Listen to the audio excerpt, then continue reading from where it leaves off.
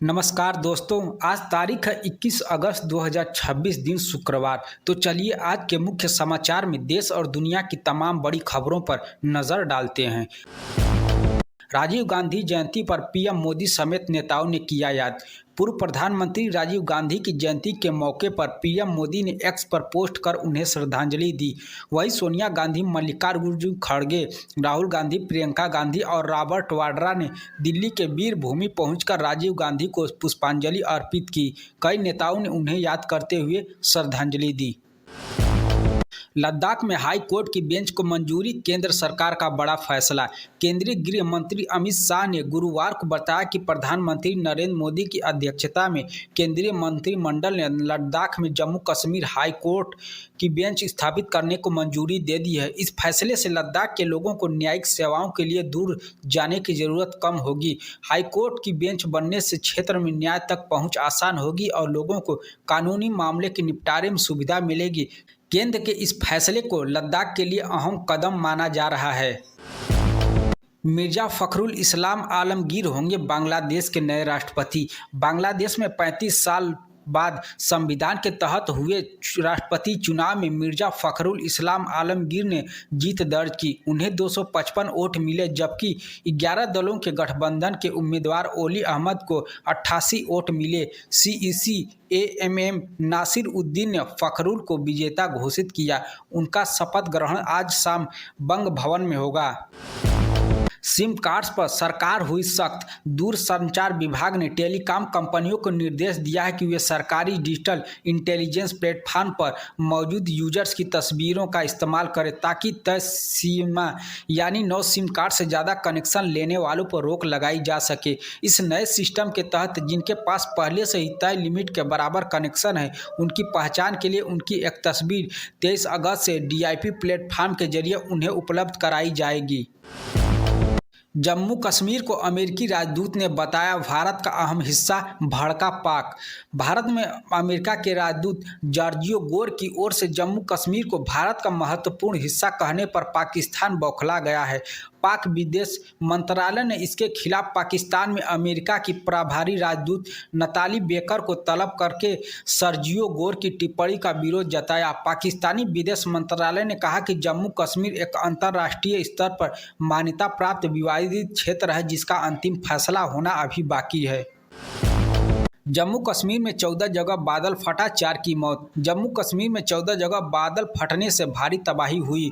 बुधवार को राजौरी जिले के थाना मंडी सब डिवीजन में बादल फटने से 4 लोगों की मौत हो गई। पहाड़ी इलाकों में आई बाढ़ और भूस्खलन से जनजीवन प्रभावित हुआ है। राजौरी के कई हिस्से में तेज पानी का सैलाब आया, जिससे मुख्य बस स्टैंड पूरी तरह बह गया। कई वाहन पानी में बह गए, जबकि कई रिहायशी मकान क्षतिग्रस्त या पूरी तरह तबाह हो गए हैं। भारत दौरे पर आ सकते हैं चीनी राष्ट्रपति जिनपिंग। भारत में 12 से 13 सितंबर को होने वाले 18वें ब्रिक्स सम्मेलन में रूस के राष्ट्रपति व्लादिमीर पुतिन के शामिल होने की पुष्टि हो चुकी है। वहीं चीन के राष्ट्रपति शी जिनपिंग के भारत आने की संभावना जताई जा रही है। हालांकि चीन की ओर से अभी आधिकारिक पुष्टि नहीं हुई है। दोनों देशों की एडवांस टीमों की गतिविधियों के दौरे के संकेत मिल रहे हैं। अगर जिनपिंग आते हैं तो करीब 7 साल बाद उनकी भारत यात्रा होगी। झारखंड में रद्द नहीं होगी सभी परीक्षा, हाई कोर्ट ने लगाई रोक। झारखंड हाई कोर्ट ने परीक्षा रद्द करने के लिए सरकार के आदेश पर रोक लगा दी है। हाई कोर्ट ने जेएसएससी, सीजीएल समेत 22 रद्द परीक्षाओं पर रोक लगाई। बुधवार को परीक्षा में सफल कुछ अभ्यर्थियों ने हेमंत सोरेन सरकार के इस फैसले के विरोध में हाई कोर्ट का रुख किया था। बता दें कि झारखंड सरकार ने अगस्त 2026 में धांधली और पेपर लीक के आरोपों के बाद जेएसएससी, सीजीएल और जेपीएससी से जुड़ी 44 भर्ती परीक्षाओं को रद्द करने का आधिकारिक ऐलान किया था। कैंसर के खिलाफ एमआरएनए वैक्सीन ने जगाई नई उम्मीद। मॉडर्ना और मर्क की एमआरएनए वैक्सीन ने मेलानोमा कैंसर के मरीजों में नई उम्मीद जगाई है। फेज 3 ट्रायल में 1000 से ज़्यादा मरीजों को शामिल किया गया, जिसमें ट्यूमर सर्जरी से हटाए जा चुके थे, लेकिन कैंसर दोबारा लौटने का खतरा था। वैक्सीन शरीर की प्रतिरक्षा प्रणाली को कैंसर कोशिकाओं पहचानने और उनसे लड़ने में मदद करती है। हालांकि इसे कैंसर का पक्का इलाज कहना अभी जल्दीबाजी होगा और विशेषज्ञों की सलाह जरूरी है। करोड़ों छात्रों के पेरेंट्स के खाते में पहुंचे यूनिफॉर्म बैग के पैसे। यूपी की योगी सरकार ने प्राथमिक और उच्च प्राथमिक विद्यालयों के करीब 1 करोड़ छात्रों के अभिभावकों को बैंक खाते में डीबीटी के जरिए यूनिफॉर्म, जूता, मोजा, स्वेटर, बैग और स्टेशनरी के लिए सीधे आर्थिक सहायता भेजी है। बेसिक शिक्षा मंत्री संदीप सिंह ने कहा कि वाराणसी से शुरू हुई इस योजना के तहत बिचौलियों को खत्म कर पूरी पारदर्शिता लाई गई है। इसका उद्देश्य बच्चों को सभी जरूरी संसाधन। ट्रंप ने 5,200 भारतीयों को अमेरिका से निकाला। राष्ट्रपति ट्रंप के दूसरे कार्यकाल में डिपोर्टेशन अभियान तेज हो गई है। अगस्त के पहले 15 दिनों में 5,200 से ज़्यादा भारतीयों को डिपोर्ट किया गया है। इनमें H-1B1 और स्टूडेंट वीज़ा पर गए भारतीय भी शामिल हैं। इस साल हर तीसरे हफ्ते में एक डिपोर्टेशन फ्लाइट रवाना की गई। वहीं कनाडा के अल्बर्टो में पोस्ट ग्रेजुएशन वर्क परमिट रद्द होने से करीब 1,500 भारतीय छात्रों पर डिपोर्टेशन का खतरा बढ़ गया है।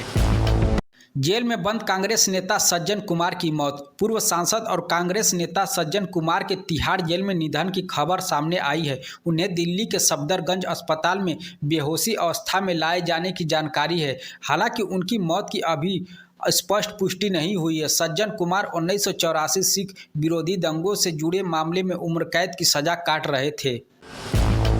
एनसीईआरटी की 11वीं 12वीं पॉलिटिकल साइंस की किताबें बदलेंगी। 20 सदस्यीय टीम का पुनर्गठन। National council of educational research and training centre यानी एनसीईआरटी ने कक्षा 11वीं और 12वीं की पॉलिटिकल साइंस की नई किताबें तैयार करने के लिए 20 सदस्यीय टीम का पुनर्गठन किया है।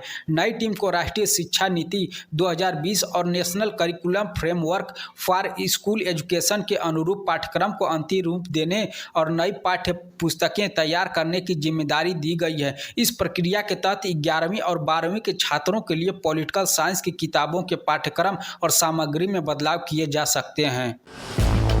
त्योहारों से पहले महंगी हुई चीनी। 20 दिनों में 20 रुपये तक बढ़े दाम। सावन के साथ त्योहारों का मौसम शुरू हो गया है, लेकिन इस बार मिठाइयों की मिठास पर महंगाई का असर पड़ रहा है। रक्षाबंधन, गणपति, जन्माष्टमी, करवा चौथ और दिवाली से पहले चीनी के दाम तेजी से बढ़े हैं। बीते करीब 20 दिनों में चीनी की कीमत लगभग 20 रुपये प्रति किलो तक बढ़ गई है। कई जगहों पर अब चीनी करीब 60 रुपये प्रति किलो बिक रही है। दिल्ली से मध्य प्रदेश तक बढ़े दामों ने आम लोगों और खासकर मध्यम वर्ग की चिंता बढ़ा दी है।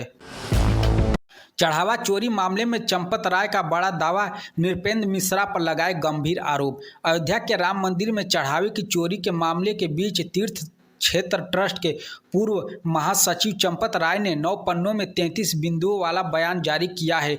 इसमें उन्होंने 2019 के सुप्रीम कोर्ट फैसले के बाद मंदिर निर्माण से जुड़े घटनाक्रमों का जिक्र किया। राय का दावा है कि निर्माण से जुड़े कई अहम फैसले नृपेंद्र मिश्रा की इच्छा के अनुसार हुए। इनमें कंपनी और वास्तुकार के चयन जैसे फैसले भी शामिल हैं। इन दावों से विवाद गहरा हो गया है। प्रदूषण पर CAQM का बड़ा कदम। 2027 से नए लाइट गुड्स व्हीकल पर रोक। दिल्ली NCR में प्रदूषण कम करने के लिए छोटे मालवाहक वाहनों को लेकर बड़ा फैसला लिया गया है। CAQM ने पेट्रोल, डीजल और CNG से चलने वाले नए लाइट गुड्स व्हीकल के रजिस्ट्रेशन पर चरणबद्ध रोक को मंजूरी दे दी है। दिल्ली में 3.5 टन के N1 श्रेणी के नए वाहनों का रजिस्ट्रेशन 1 जनवरी 2027 से बंद होगा। वहीं NCR के बाकी जिलों में यह नियम 1 जनवरी 2028 से लागू किया जाएगा। अस्थायी रूप से रोकी गई माता वैष्णो देवी यात्रा। जम्मू कश्मीर में लगातार हो रही बारिश और खराब मौसम को देखते हुए माता वैष्णो देवी की यात्रा को एहतियातन कुछ समय के लिए रोक दिया गया है। श्रद्धालुओं की सुरक्षा को ध्यान में रखते हुए श्री माता वैष्णो देवी श्राइन बोर्ड ने नए पंजीकरण पर भी अस्थायी रोक लगा दी है। प्रशासन की ओर से मौसम की स्थिति पर लगातार नजर रखी जा रही है। मौसम में सुधार होने के बाद ही यात्रा को दोबारा सामान्य रूप से शुरू करने का फैसला लिया जाएगा। श्रद्धालुओं से प्रशासन के निर्देशों का पालन करने और मौसम की स्थिति को देखते हुए यात्रा की योजना बनाने की अपील की गई है। ऑटो टैक्सी चालकों की मराठी परीक्षा शुरू, कमजोर पाए गए तो मिलेगा नोटिस। महाराष्ट्र में ऑटो और टैक्सी चालकों के लिए मराठी भाषा की परीक्षा शुरू की गई है।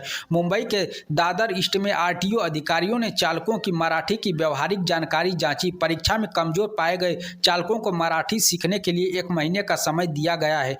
नियम का न पालन करने पर पहले बैज निलंबित करने और आगे परमिट रद्द करने तक की कार्रवाई हो सकती है।